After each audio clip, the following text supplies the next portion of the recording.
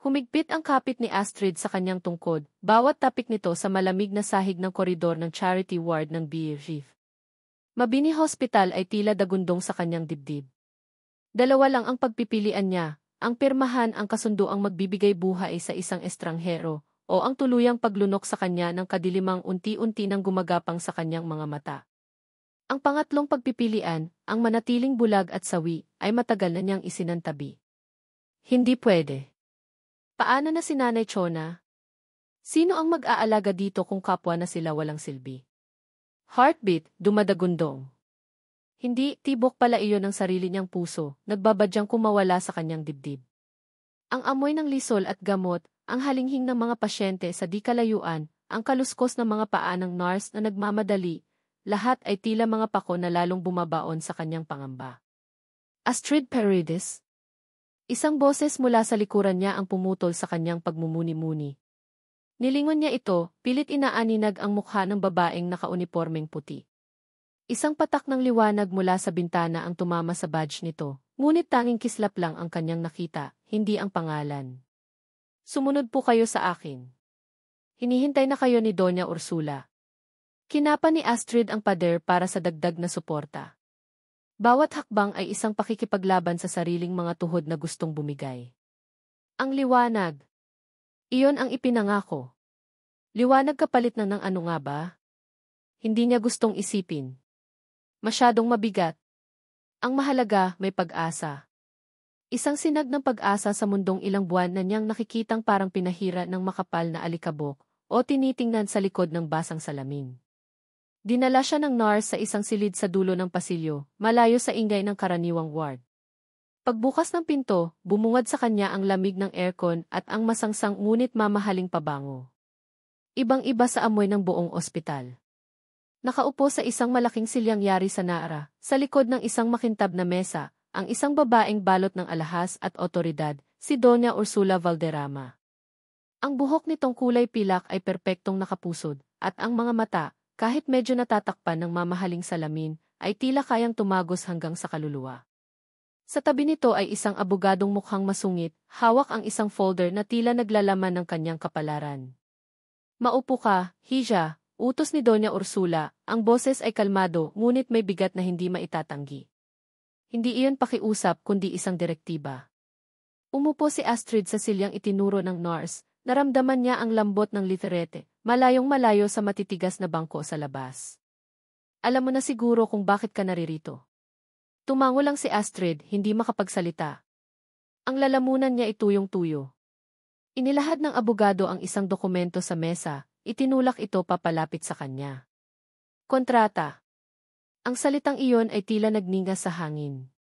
Basahin mo, kung kaya mo pa, sabi ni Doña Ursula, may bahid ng awa. O pangmamaliit. Hindi masiguro ni Astrid. Pinilit niyang titigan ang mga letra sa papel. Naghalo-halo ang mga ito, sumasayaw, lumalabo. Parang mga langgam na nagkakagulo. Pumikit siya ng mariin, sinubukang muli. Mga salitang surrogacy, confidentiality, compensation. At ang pangalan, Don Ulysses Yul de los Reyes. Ang anak ni Doña Ursula. Ang kilalang bilyonaryong ayon sa mga chismis ay allergic sa babae. Siya, si Astrid Paredes, ang magdadala ng anak nito. Napalunok siya. Ang presyo ng kanyang paningin. Isang buhay. Simple lang ang kasunduan, Astrid, patuloy ni Doña Ursula, tila nababasa ang kaguluhan sa kanyang isip. Dadalhin mo sa sinapupunan mo ang tagapagmana ng pamilya de los Reyes. Kapalit nito, sasagutin ko ang lahat ng gastos sa operasyon mo sa mata. Pinakamagaling na doktor dito sa Pilipinas, o kahit sa ibang bansa kung kinakailangan. Isang bagong buhay para sa'yo, isang bagong liwanag. Dinukot ni Doña Ursula ang isang maliit na velvet box mula sa kanyang Hermes bag binuksan. Isang tseking nakapangalan kay Astrid, ang halaga ay sapat na para bumili ng 3 bahay at lupa sa kanilang probinsya.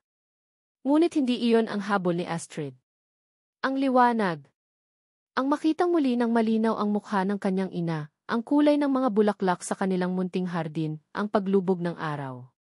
Ano pong kasiguraduhan ko na natutuparin ninyo ang usapan? Halos pabulong na tanong ni Astrid, ang boses ay nanginginig. Ngumiti si Doña Ursula, isang ngiting hindi umabot sa kanyang mga mata. Ang salita ko, Hija, ay mas matibay pa sa anumang kontrata. At narito si Attorney Gonzaga para tiyakin na lahat ay legal at naayon sa batas. Tumango ang abogado, hindi pa rin nagbabago ang ekspresyon. Pero, dagdag ni Doña Ursula, ang ngiti ay naglaho, napalitan ng bakal na determinasyon. Sa oras na pumirma ka, walang atrasan. Ang anak ko, si Ulysses, kailangan niya ng tagapagmana. At ikaw ang magbibigay nito sa kanya. Sa isang hiwalay na silid, ilang metro lang ang layo, nakatutok si Ulysses de los Reyes sa isang TV monitor. Kitang-kita niya ang bawat galaw sa opisina ng kanyang ina. Ang babaeng nakayuko, ang nanginginig nitong mga kamay, ang kontratang nakalatag sa mesa. Hindi niya marinig ang usapan, ngunit nababasa niya ang tensyon sa hangin, ang desperasyon sa mukha ng babae. Napakuyom ang kanyang mga kamao. Galit. Iyon ang nangingibabaw sa kanya. Galit sa kanyang ina sa pagpipilit nito. Galit sa sitwasyong ito. Ayaw niya ng anak. Ayaw niya ng responsibilidad. Ayaw niyang may babaeng manganganak para sa kanya dahil lang sa isang kapirasong papel at pera. Ngunit alam niyang wala siyang magagawa sa ngayon.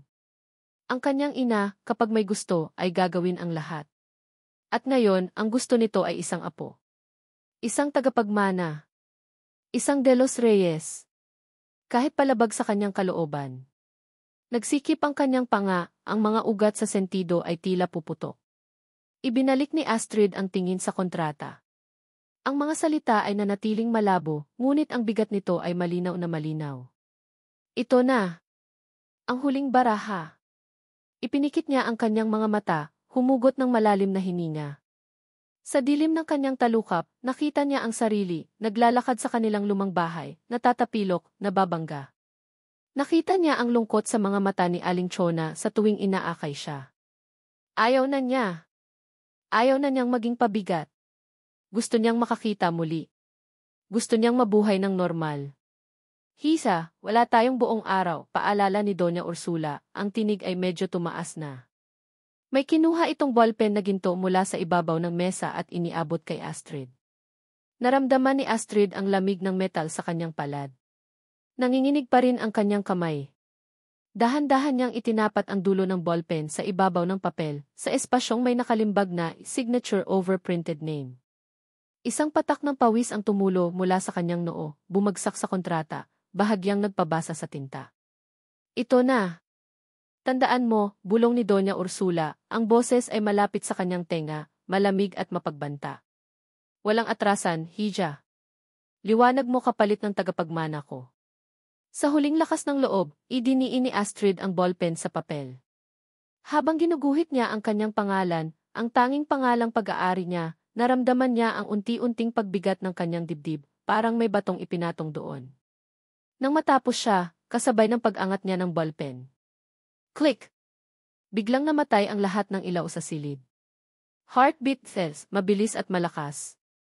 Isang nakabibinging katahimikan ang pumuno sa dilim, sinasabayan lamang ng malakas na kabog ng puso ni Astrid. Hindi niya alam kung kaninong puso. O kung puso nga ba iyon, o ang ugong ng papalapit na unos sa kanyang buhay. 7 buwan. 7 buwan na tila isang mahabang panaginip na ayaw ng magising ni Astrid. Bawat araw ay isang pagtitiis, isang pagbibilang. Ang bigat sa kanyang sinapupunan ay katumbas ng bigat sa kanyang dibdib, ngunit may kasama itong kakaibang saya, isang pag-asang sumisilip sa kabila ng namumuong takot.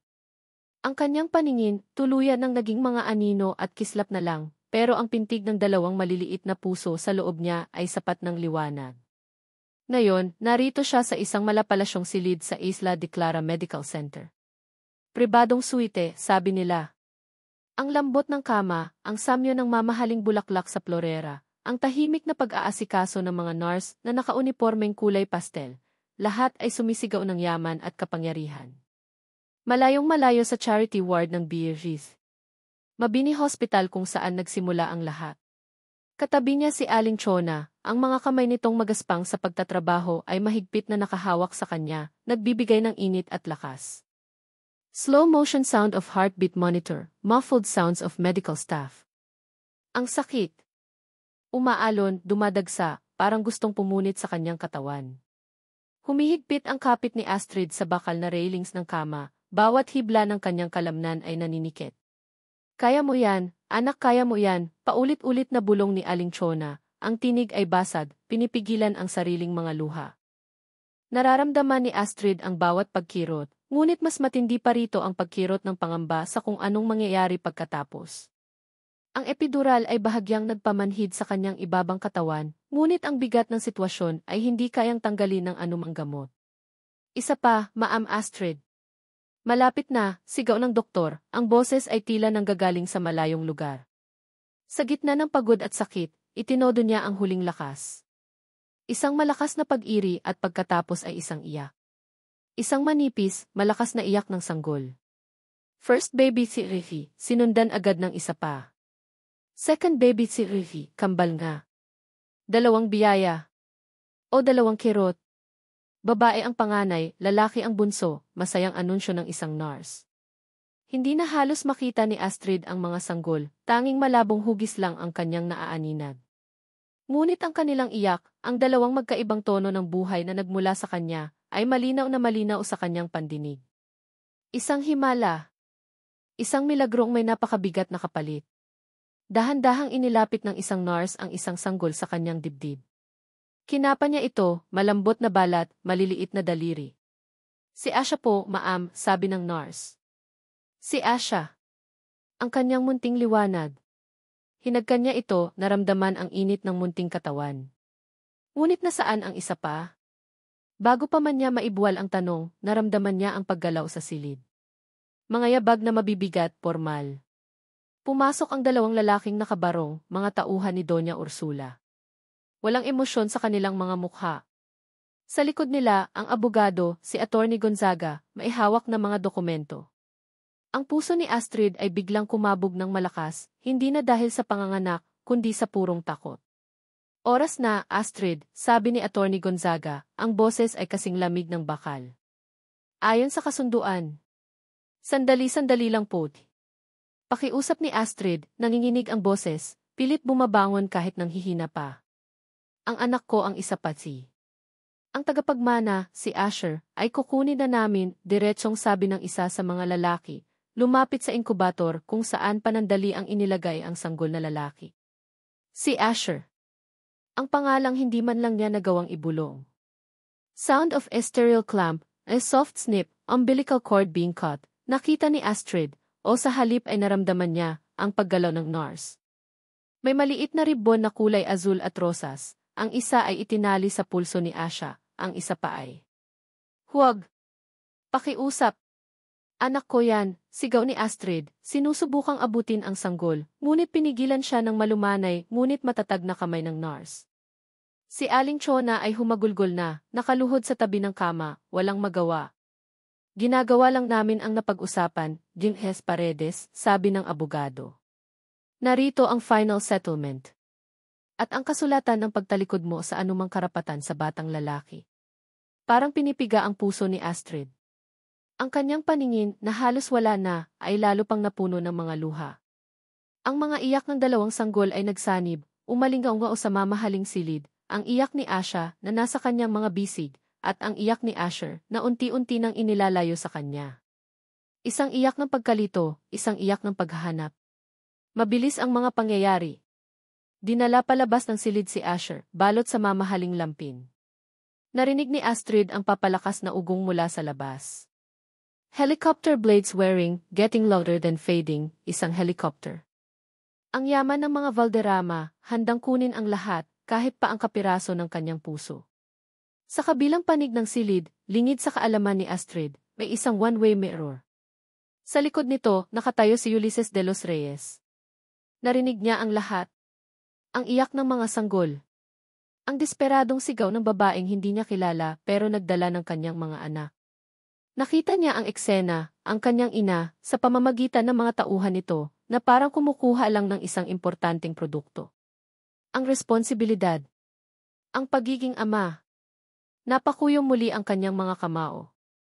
Ngunit sa halip na kumilos, sa halip na akuin ang dapat sana isa kanya, dahan-dahan siyang tumalikod sa salamin, pinipiling talikuran ang lahat. Ang tunog ng helikopter ay hudyat ng kanyang pansamantalang kalayaan. o ng kanyang walang hanggang pagkakasala.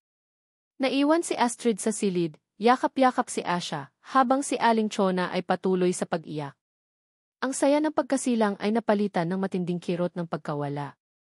Dalawang iyak sa isang hating gabi. Ang iyak ng kambal na pinaghiwalay at ang tahimik na pagtangis ng isang inang ninakawan ng kalahati ng kanyang kaluluwa. Makalipas ang ilang oras, pinayagan na silang umuwi. Hindi sa isang magarang sasakyan, kundi sa isang lumang, masikip na jeepney na inarkila ni Aling Chona. Ang biyahe pa uwi sa San Rafael ay tila walang katapusan. Si Asha ay mahimbing na natutulog sa mga bisig ni Astrid. Ang munting hininga nito ay ang tanging nagpapaalala sa kanya na may natitira pa. Ngunit sa bawat kilometrong nilalakbay nila palayo sa Isla de Clara, palayo sa lugar kung saan naiwan si Asher, ay isang karayom na tumutusok sa kanyang puso. Ang mga ilaw ng syudad ay nagmistulang mga patak ng luha sa malabo niyang paningin. Ang hangin ng gabi ay malamig, dumadampi sa kanyang balat, ngunit hindi kayang palamigin ang apoy ng sakit sa kanyang dibdib. Niyakap niya ng mahigpit si Asha. Hindi kita pababayaan, anak hinding-hindi, bulong niya sa natutulog na sanggol, ang mga luha ay malayang dumadaloy sa kanyang mga pisngi. Pagdating nila sa kanilang maliit na bahay sa San Rafael, ang katahimikan ay lalong nagpabigat sa kanyang damdamin. Inihiga ni Aling Chona si Asha sa isang improvised na duya na gawa sa lumang kumot. Si Astrid naman ay naupo sa isang silyang tumba-tumba, nakatingin sa kawalan, sa dilim na hindi na lang dahil sa gabi, kundi dahil na rin sa kanyang mga mata. Ang tanging naririnig niya ay ang mahinang paghinga ni Asha, at ang malakas na pintig ng sarili niyang pusong basag. Sound of distant thunder, or perhaps just the echo of the helicopter in her memory. Paano niya sisimulan ang bukas? Paano niya haharapin ang bawat araw na alam niyang may isang bahagi niya na wala sa kanyang piling? Ang liwanag na ipinangako sa kanya, kapalit ng isang tagapagmana, ay tila naging isang mas malalim na kadiliman. Ang kontrata. Ang pera. Walang halaga ang lahat ng iyon ngayon. Ang tanging mahalaga ay ang dalawang iyak na sumira sa katahimikan ng hating gabing iyon, dalawang iyak na habang buhay niyang dadalhin. Isa sa kanyang mga bisig, isa sa kanyang mga alaala. Napahawak siya sa kanyang dibdib. Ang sakit. Sobrang sakit. 5 taon. 5 taon ng mga anino, ng mga hugis na hindi malinaw, ng mga tunog na siyang naging mata ni Astrid. 5 taon ng pag-aalaga kay Asha, ang kanyang munting sinag, ang kanyang lakas. Sa tulong ni Aling Chona at ng perang iniwan ni Doña Ursula, na ginamit nila ng buong ingat para sa pang-araw-araw at sa mga check-up ni Astrid, na itaguyod nila ang kanilang buhay sa San Rafael. Ang pangako ng operasyon ay nanatiling pangako, nakabitin, naghihintay ng tamang panahon, sabi ng mga doktor na konektado pa rin sa mga Valderrama. Hanggang isang araw, dumating ang tawag. May donor. Isang anonymous donor, sabi nila. Ang araw ng operasyon ay puno ng kaba at panalangin. Si Asha, na 5 taon na noon, ay mahigpit ang yakap sa kanyang ina bago ito ipasok sa operating room. Gagaling ka na, nanay, bulong ng bata, ang tinig ay puno ng pag-asa. Makikita mo na yung drawing ko para sa'yo. At ngayon, narito si Astrid, nakaupo sa isang silya sa recovery room, ang mga mata ay nababalutan pa ng makapal na benda. Ang sabi ng doktor, matagumpay ang corneal transplant. Ngunit ang tunay na pagsubok ay ang pagtanggal ng benda. Ang kaba ay dumadagundong sa kanyang dibdib, mas malakas pa kaysa noong pumirma siya ng kontrata, mas malakas pa kaysa noong narinig niya ang unang iyak ng kanyang mga anak. Handa ka na ba, Astrid? Tanong ng doktor, ang boses ay malumanay. Katabi niya si Aling Chona, at sa kandungan nito, si Asha, tahimik na nagmamasid. Tumango si Astrid, hindi makapagsalita. Dahan-dahang inalis ng doktor ang mga sapin sa kanyang mga mata. Sound of bandage unwrapping, slow and deliberate. Una, isang maninipis na liwanag ang tumagos. Napapikit siya. Masyadong matingkad. Pagkatapos ay dahan-dahan niyang iminulat ang kanyang mga mata. Puti. Purong puti. Ang kisam ng ospital. Walang anino, walang blur. Malinaw. Dahan-dahan niyang iginala ang kanyang paningin. Ang uniforme ng doktor. Ang mga instrumento sa mesa. Ang mga bulaklak sa florera na dati ay mga mansa lang ng kulay. At pagkatapos ang mukha ni Aling Chona. Ang mga linya sa noo nito, ang mga pilak na hibla sa kanyang buhok, ang mga butil ng luha na namumuo sa gilid ng kanyang mga mata. 5 taon. 5 taon niyang hindi nakita ng ganito kalinaw ang kanyang ina. Napaiyak si Astrid. Nanay ni. Bulong niya, ang boses ay garalgal. Niyakap siya ni Aling Chona. Salamat sa Diyos, anak, salamat sa Diyos. At pagkatapos ay si Asha. Ang kanyang munting Asha. Dati, ang mukha nito ay isang malambot na hugis lang, ang ngiti nito ay isang pakiramdam. Ngayon, nakikita niya ito. Ang bilugang mga mata, mamula-mulang pisngi, ang buhok na kasing itim ng gabi, nakatali ng isang lasong kulay rosas, ang kapares ng azul na laso na sumama kay Asher. At ang ngiti. Ang ngiting nagbibigay sa kanya ng buhay. Lumapit si Asha, may pag-aalinlangan. Nanay, tanong ng bata. Ngumiti si Astrid, ang pinakamatamis niyang ngiti. Ako nga, anak. Nakikita na kita. Yumakap si Asha sa kanya, mahigpit. Ang ganda-ganda mo pala, nanay, sabi ng bata, at muling napaiyak si Astrid, pero ngayon, luha na ng purong kaligayahan. Hindi niya alam, at marahil mas mabuting hindi na niya malaman, na ang mga matang nagbigay sa kanya ng bagong liwanag ay mula mismo kay Doña Ursula Valderrama, isang huling habilin, isang lihim na kabayaran sa isang kasunduang hindi kailanman naging patas. Lumipas ang ilang linggo. Ang mundo ni Astrid ay unti-unting bumubukas, puno ng mga kulay at detalye na matagal niyang kinalimutan. Ang bawat araw ay isang bagong tuklas. Ang kulay ng langit, ang iba't ibang hugis ng ulap, ang sigla ng palengke, ang ningning ng mga bituin sa gabi. Fiesta sa San Rafael. Ang plaza ay puno ng mga banderitas na may iba't ibang kulay, kumikislap-kislap sa sikat ng araw. Amoy ng mga bagong lutong pagkain, bibingka, puto bumbong, at ang kanilang bestseller, suman na niluto ni Aling Chona. Magkatabi sila ni Asha sa kanilang maliit na pwesto, nagtitinda. Si Asha, suot ang paborito nitong bestidang dilaw, ay masiglang tumutulong sa pag-abot ng sukli. Ate, pabili po ng suman, sabi ng isang customer. Ngumiti si Astrid. Ang simpleng transaksyong ito, na dati ay ginagawa niya ng nakakapa, ay nagdudulot sa kanya ng kakaibang saya. Asha, anak, pakikuha mo nga yung saranggola mo, baka liparin ang hangin, sabi ni Astrid, napansin ang saranggolang isinandal ng anak sa gilid ng kanilang pwesto. Isang makulay na saranggola, hugis ibon. Kinuha ito ni Asha at masayang tumakbo sa gitna ng plaza, kung saan may iba pang mga batang naglalaro. Slow pan shot of Asha running, her laughter echoing, the colorful kite soaring against the blue air. Pinanood siya ni Astrid, ang puso ay puno ng pagmamahal. Ito ang buhay. Ito ang liwanag na pinangarap niya. Habang abala siya sa pag-aayos ng mga paninda, isang sigaw ang pumukao sa kanyang atensyon. Asha! Mag-ingat ka! Napalingon siya. Si Asha, sa katuwaan sa pagpapalipad ng saranggola, ay hindi napansin ang isang batang lalaking tumatakbo rin, papalapit sa kanya. Muntik na silang magkabanggaan. Heartbeat, a sudden jolt. Mabilis na lumapit si Astrid. Asha, okay ka lang, anak, tanong niya, hinaplos ang buhok ng bata. Opo, nanay. Sorry po. Napatingin si Astrid sa batang lalaki. Nakatayo ito roon, medyo natigilan, hawak ang isang mamahaling laro ang robot. At biglang, napahinto ang paghinga ni Astrid. Ang mukha. Ang mga mata. Ang hugis ng ilong. Para siyang nakatingin sa salamin sa isang bersyon ni Asha na lalaki. Ang buhok nito ay mas maikli, ngunit ang ilang hibla na tumatakip sa noo nito ay kasing itim ng kay Asha. May isang maliit na nunal ito malapit sa kaliwang kilay, katulad ng kay Asha. At sa pulso nito isang ribbon. Isang ribbon na kulay azul, kapares ng rosas na laging suot ni Asha. Si Asher. Hindi niya namalayan, nanginginig na pala ang kanyang mga kamay. 5 taon. 5 taon na larawan lang sa kanyang isipan ang batang ito. Ngayon, narito, nasa harap niya, buhay na buhay. Gusto niyang yumuko, yakapin ito, amuyin ang buhok nito, ngunit pinigilan niya ang sarili. Anong karapatan niya? Okay ka lang ba, Hijo? Tanong ni Astrid, pilit pinapakalma ang kanyang boses. Tumango ang bata, medyo nahihiya. Asher, saan ka ba nagpunta? Isang matipunong lalaki na naka-plain clothes ang lumapit, halatang security escort. Pinag-alala mo ako. Sabi ko naman sa'yo, huwag kang lalayo. Tumingin ang lalaki kay Astrid. Pasensya na po, ma'am. Medyo makulit lang po talaga itong alaga ko.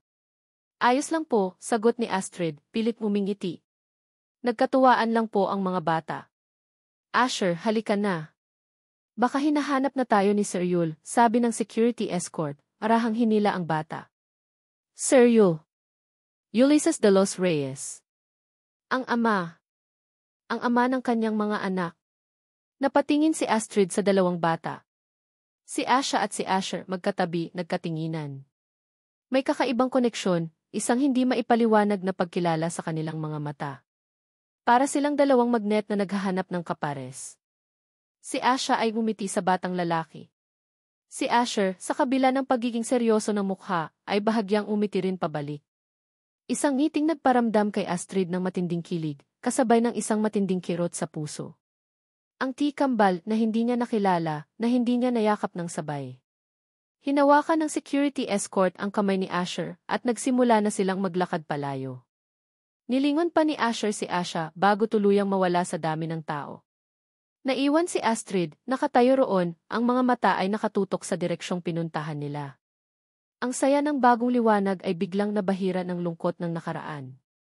Nanay, sino po yung batang yun? Tanong ni Asha. Nakatingala sa kanya. Kamukha ko po siya, no? Hinaplos ni Astrid ang pisngi ni Asha. Anak. Medyo nga.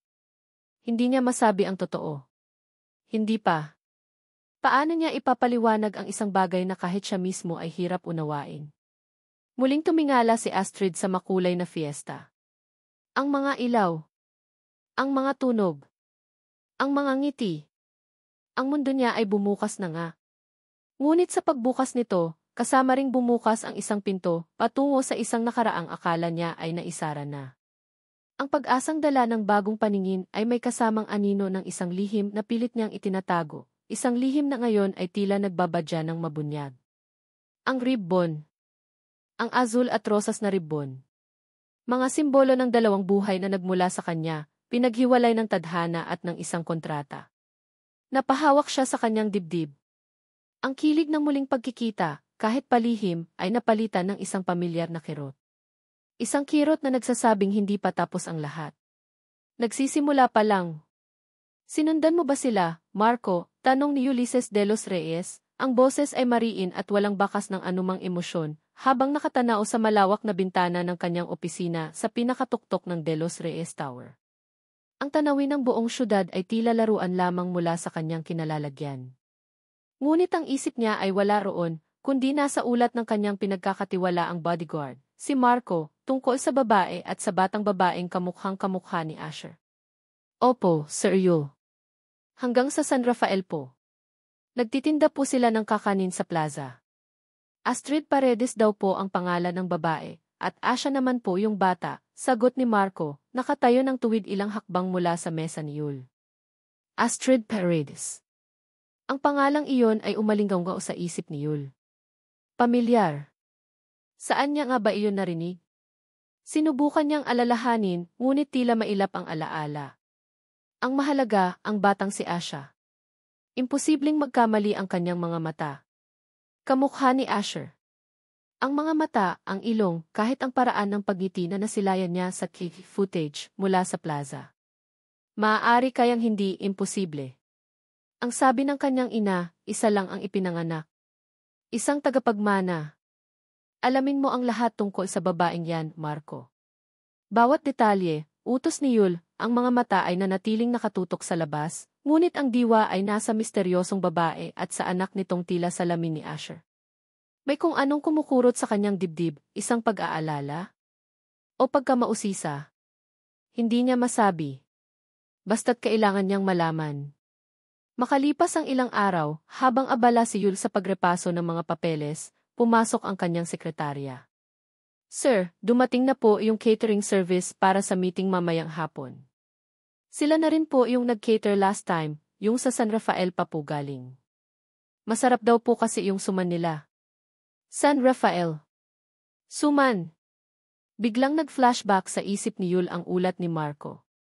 Maaari kayang papasukin mo, sabi niya, pilit tinatago ang biglaang interes. Ilang sandali pa, bumukas ang pinto ng kanyang opisina. Pumasok ang dalawang babae, tulak-tulak ang isang maliit na trolley na puno ng mga nakabalot na pagkain. Ang isa ay si Aling Chona, na agad niyang nakilala mula sa mga litratong ipinakita ni Marco. At ang kasama nito, napahinto sa pagtipa sa laptop si Yul. Ang babae. Ang babaeng nasa plaza. Si Astrid Paredes. Sa pagkakataong ito, mas malinaw niya itong nakikita. Payak ang kasuotan, walang kolorete sa mukha, ngunit may isang kakaibang ganda sa kanyang simpleng ayos. Ang buhok nito ay nakapusod lang, ilang hibla ang nakawala at humahaplo sa kanyang noo. At ang mga mata nito may kung anong kislap sa mga matang iyon na tila ngayon lang niya napansin. Isang kislap na pamilyar. Biglang, isang alaala ang sumalakay sa kanyang isipan. Ang delivery room. Ang mga sigaw. Ang iyak ng mga sanggol. Ang boses ng isang babae, humihingi ng tulong, nagmamakaawa. Ang boses na iyon parang boses ng babaeng ito na nasa harap niya ngayon, nag-aayos ng mga pagkain sa conference table. Sound of distant, muffled cries from the delivery room overlaying the present scene. Split-screen effect in Yul's mind. Sir Yul, okay lang po ba kayo? Naputol ang pagbabalik tanaw ni Yul. Si Astrid, nakatingin sa kanya, may bahid ng pag-aalala sa mukha. Napaiwas siya ng tingin. Hindi. Impossible. Nagkakamali lang siguro siya ng pandinig noon. O baka naman dala lang ng stress. I'm fine, mabilis niyang sagot, umayos ng upo. Just make sure everything is ready before the board members arrive. Tumango si Astrid at nagpatuloy sa kanyang ginagawa. Lingid sa kaalaman ni Yul, naramdaman din ni Astrid ang kakaibang titig nito. Ang mga matang iyon, tila nanunuri, tila may hinahanap. Kinabahan siya. Ito ang ama ni Asher. Ang lalaking hindi niya nakita ng malinaw noon sa ospital, ngunit ang pangalan ay naging bahagi na ng kanyang buhay.